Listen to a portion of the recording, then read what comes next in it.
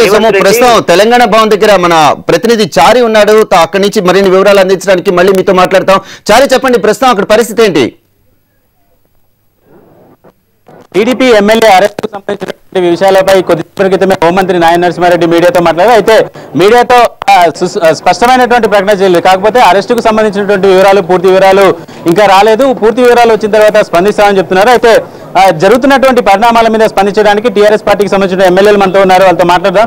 Sir, చెప్పండి, ఈ రోజు రేవంత్ ఏసీబీ అరెస్ట్ చేసింది, దీని మీద మీ రియాక్షన్ ఏంది? మీ పార్టీకి సంబంధించినటువంటి మా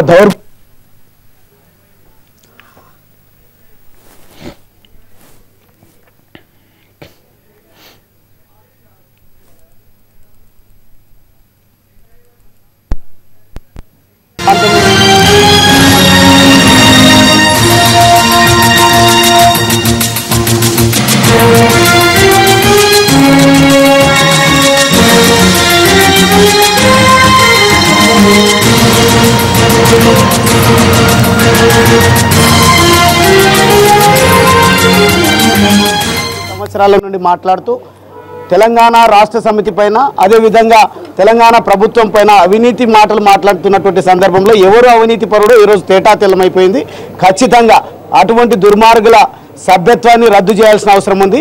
ప్రజలు, కోడంగల్ ప్రజలు ఈరోజు అంత అద్భుతంగా గెలిపించి తెలంగాణ ప్రాంతానికి ప్రాతినిధ్యం వహించని చెప్తే ఈరోజు తెలంగాణ ఆత్మ గౌరవాన్ని అమ్ముకునే ప్రయత్నం చేస్తూ ఉన్నారు.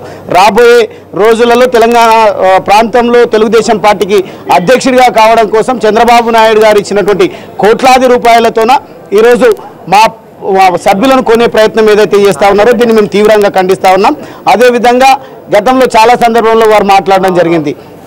తెలంగాణ రాష్ట్ర సమితి ప్రభుత్వం అవినీతి రహిత ప్రభుత్వంగా పేరు వచ్చిందని ఒకవైపు ప్రజానికం అంతా మాట్లాడుతూ ఉంటే ఈరోజు ప్రతి దగ్గర స్కామ్లు జరుగుతూ ఉన్నాయని చెప్పేసి స్కామ్లకు అలవాటు పడ్డటువంటి, గతంలో ఒకసారి ఎమ్మెల్సీగా ఇదే రకంగా ఓట్లను కొని ప్రాతినిధ్యం సంపాదించుకున్నటువంటి రేవంత్ రెడ్డి గారు అదే స్ట్రాటజీని ఈరోజు ఇక్కడ ప్లే చేసే ప్రయత్నం చేస్తే